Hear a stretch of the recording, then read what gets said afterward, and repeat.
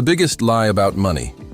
What if I told you that becoming wealthy has far less to do with intelligence than with behavior? Think about it. Every year, brilliant people graduate from the world's best universities. They understand economics, mathematics, and finance. Yet many struggle with debt, overspending, and financial stress. At the same time, countless people with ordinary jobs quietly build fortunes that completely transform their lives. So what separates them? According to the psychology of money, the answer isn't hidden inside a spreadsheet or an investment formula. It's hidden inside the human mind. Money is never just about numbers. It's about fear, hope, ego, patience, habits, and the stories we tell ourselves. And that's exactly what we're going to explore in this video. By the end, you'll see money differently, not as something only experts can master, but as a skill shaped by everyday decisions. Along the way, you'll discover practical principles that can help you make better financial choices regardless of your income. If you enjoy videos that break down life-changing books into practical ideas you can actually use, consider subscribing. It helps the channel, and it ensures you won't miss future videos designed to make you wiser, wealthier, and more intentional. Let's begin with one question. Why do smart people make terrible money decisions? Most of us grow up believing that financial success comes from knowledge alone. But experience tells a different story. Imagine two people. One earns a very high salary, but constantly upgrades cars, homes, and lifestyle to impress others. The other earns an average income, spends thoughtfully, saves consistently, and gives compound growth time to work. 10 or 20 years later, who is more likely to enjoy financial freedom? The answer surprises many people. One of the book's most powerful insights is that wealth isn't what people see. A luxury car is visible, an expensive watch is visible, a huge house is visible, but real wealth is often invisible. It's the money you didn't spend. It's the investments quietly growing in the background. It's the financial security that allows you to sleep peacefully. Practical lesson number 1. Stop measuring wealth by appearances. Instead, measure it by freedom. Ask yourself before every major purchase, will this improve my life, or am I trying to impress someone? That single question can prevent thousands of dollars of unnecessary spending, but that's only part of the story. Further in this video, you'll discover why our decisions about money often have nothing to do with logic and everything to do with emotion. Consider history. Financial bubbles have appeared again and again, from the Dutch tulip mania to the dot-com bubble and the housing crisis. Different generations, different technologies, the same emotions, greed, fear, overconfidence. The tools change. Human psychology rarely does. This explains why predicting markets is so difficult. We're not competing against computers alone. We're competing against millions of emotional decisions made every day. Practical lesson number 2. Whenever you feel pressure to follow the crowd, pause. Create a simple 24-hour rule before making expensive financial decisions. That pause gives emotions time to settle and logic time to return. This brings us to another important idea. Every person has a unique relationship with money because every person has lived a different life. Someone who grew up during a recession views risk differently from someone who experienced years of economic growth. Neither perspective is completely right or completely wrong. They're shaped by experience. Understanding this makes us less judgmental and helps us make decisions based on our own goals instead of someone else's story. As we continue, we'll explore how this simple realization changes everything about investing, saving, and building lasting wealth. Most people believe building wealth requires finding the perfect investment. But one of the biggest ideas in the book points in a completely different direction. The greatest advantage isn't predicting the future. It's staying in the game long enough for time to do the heavy lifting. Imagine planting two identical trees. One is watered consistently for 20 years. The other is constantly dug up and replanted because the owner keeps searching for a better location. The first tree becomes enormous. The second never develops deep roots. Money often works the same way.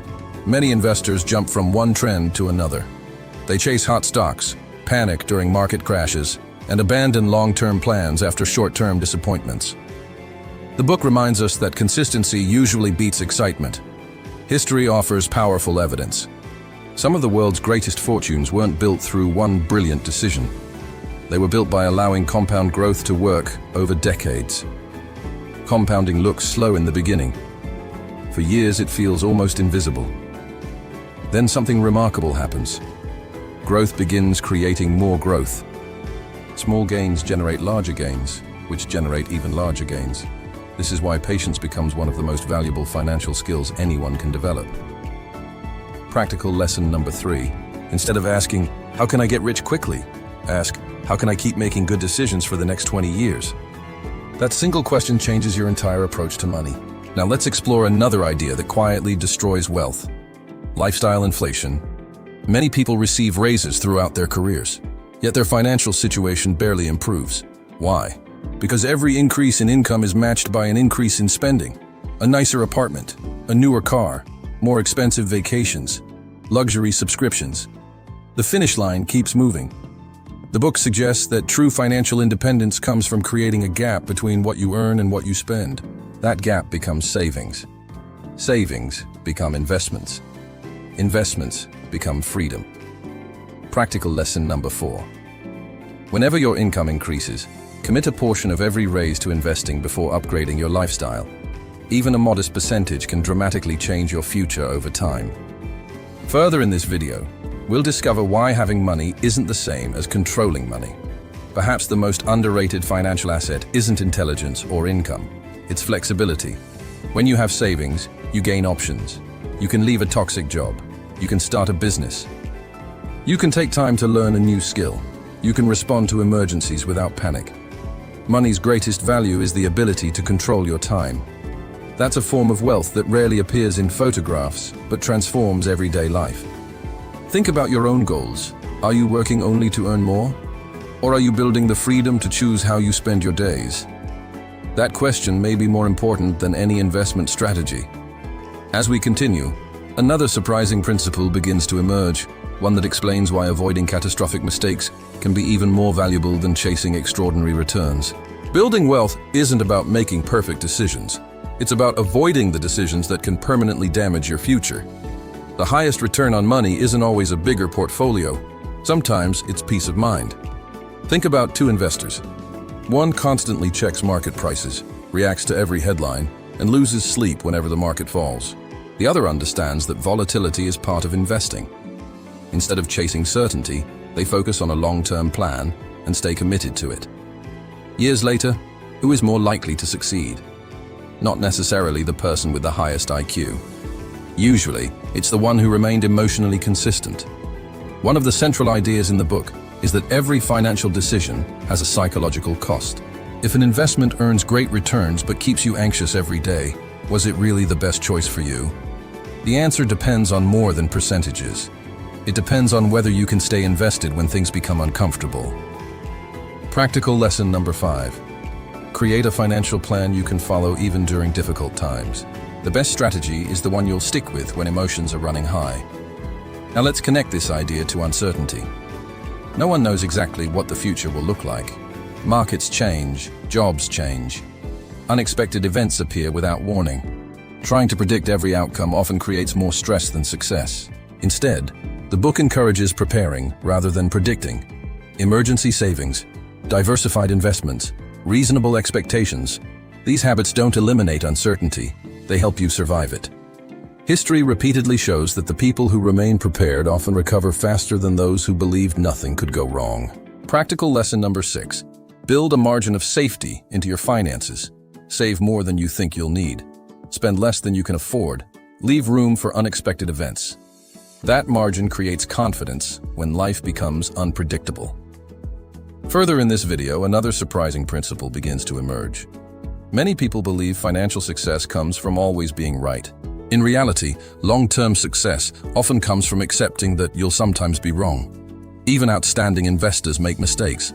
Businesses fail. Investments disappoint. The difference is that successful people don't allow one mistake to become a disaster.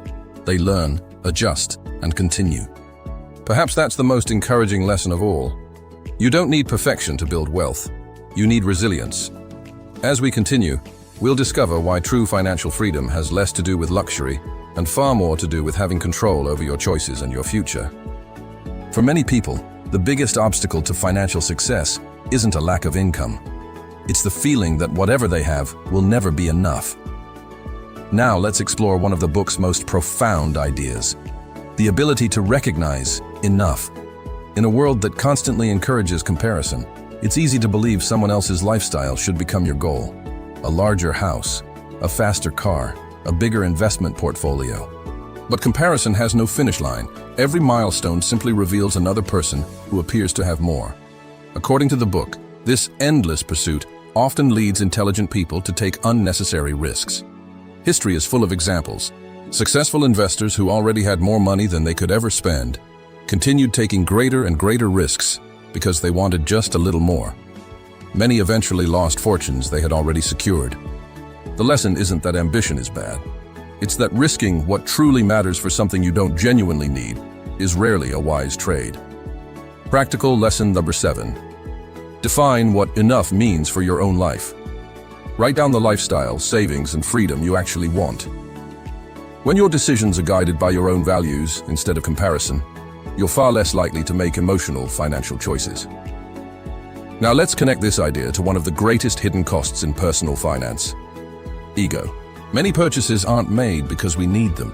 They're made because we hope they'll change how other people see us. Status can become surprisingly expensive. The book reminds us that people usually admire your possessions for only a moment before returning to thinking about their own lives. That's a freeing realization. Your financial future shouldn't be built around impressing people who aren't paying your bills. Practical lesson number 8. Before making a major purchase, ask yourself, if nobody else ever saw this, would I still want it? If the answer is no, emotion, not value, may be driving the decision. Further in this video, another important pattern begins to emerge. Real confidence doesn't come from showing wealth. It comes from knowing you could handle unexpected challenges because you've built a solid financial foundation. Savings create confidence. Patience creates confidence. Discipline creates confidence. Those qualities rarely attract attention, but over time, they quietly change lives. This brings us to another insight. The wealthiest looking person in the room isn't necessarily the wealthiest person. Real wealth is often invisible because it exists in assets that haven't been spent. That's why the book repeatedly encourages focusing on what you own, not what you display. As we continue, we'll discover how combining patience, flexibility, and realistic expectations creates a kind of financial freedom that many people spend their entire lives chasing without ever finding. By now, a powerful pattern has started to emerge. Money is valuable not because it buys more things. It's valuable because it gives you more choices. Now, let's explore what may be the greatest reward of building wealth. Freedom. Freedom to spend time with your family. Freedom to walk away from work that no longer aligns with your values. Freedom to recover from unexpected setbacks without falling apart financially. According to the book, this kind of freedom rarely comes from one spectacular investment. It comes from years of small, disciplined decisions. History repeatedly shows that people who focus on consistency rather than excitement are far more likely to reach long-term financial independence. Think about the habits we've explored throughout this video. Living below your means, being patient, avoiding comparison, respecting uncertainty. Each habit seems ordinary on its own. Together, they become extraordinary. Practical lesson number 9. Create an automatic system for your finances. Automate your savings and investments so that good decisions happen even when motivation fades. Successful financial habits should depend on systems, not willpower. Now let's connect this idea to one final mistake that quietly prevents many people from building lasting wealth. Trying to predict everything. Every year, headlines promise certainty. Experts forecast market crashes. Others predict unstoppable growth. The truth is that no one consistently knows what the future will bring. The people who succeed over decades don't build their plans around perfect predictions. They build plans that can survive uncertainty. That's an important difference. A diversified portfolio. Emergency savings, reasonable expectations, continuous learning. These don't eliminate risk, they make risk manageable. Practical lesson 10. Instead of asking, what's the perfect investment, ask, will this decision still make sense if the future surprises me? That simple shift encourages resilient thinking rather than wishful thinking. Further in this video, we'll bring every lesson together into one simple philosophy that can completely change the way you think about money. Because the ultimate goal isn't to become the richest person in the room. It's to build a life where money quietly supports your values instead of controlling your decisions. And that's where the book delivers its most enduring message. Financial success isn't about proving something to the world. It's about creating a life that feels secure, meaningful, and free. As we've explored throughout this video, one idea keeps resurfacing. Money isn't the destination, it's a tool. A tool that can either become a source of constant stress or a quiet partner that helps you build the life you truly want. Perhaps that's why the lessons in this book continue to resonate with millions of readers around the world. They aren't really about investing. They're about human behavior. They're about patience when everyone else is rushing, discipline when temptation feels overwhelming, humility when success makes us overconfident, and resilience when life doesn't go according to plan. If you remember only one thing from this video, let it be this. Financial success isn't reserved for the smartest people. More often, it's earned by the people who consistently make thoughtful decisions, avoid unnecessary risks, and stay committed to a long-term plan. Think back to the practical lessons we've discovered together. Measure wealth by freedom, not appearances. Pause before emotional purchases. Give time the chance to work through compounding.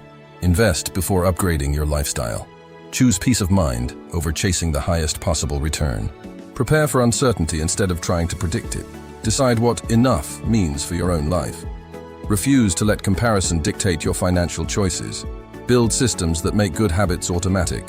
And always create a plan that can survive an unpredictable future. None of these ideas promise overnight riches. That's exactly why they work. They focus on behaviors that can be repeated for years, instead of shortcuts that disappear as quickly as they arrive. Now here's a challenge. Over the next 24 hours, choose just one principle from this video and put it into action. Maybe you'll automate a monthly investment. Maybe you'll start an emergency fund. Maybe you'll cancel an unnecessary subscription. Or maybe you'll simply pause before making your next major purchase. Small actions repeated consistently become remarkable results. Remember, every financially secure person once stood exactly where someone else is standing today, or wondering whether the small choices they were making would ever matter. They do. Not immediately. But eventually, those small choices shape your habits shape your financial future. And your financial future shapes the freedom you experience every single day. That's the real psychology of money. It's not about having more than everyone else. It's about needing less, worrying less, and living with greater confidence because your decisions align with your values. If you found this video valuable, let us know in the comments. Which lesson changed the way you think about money the most?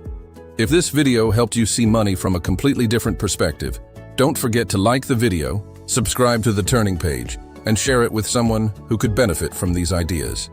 Thank you for spending your time with us. We'll see you again in another video that transforms timeless ideas into practical wisdom you can use in everyday life.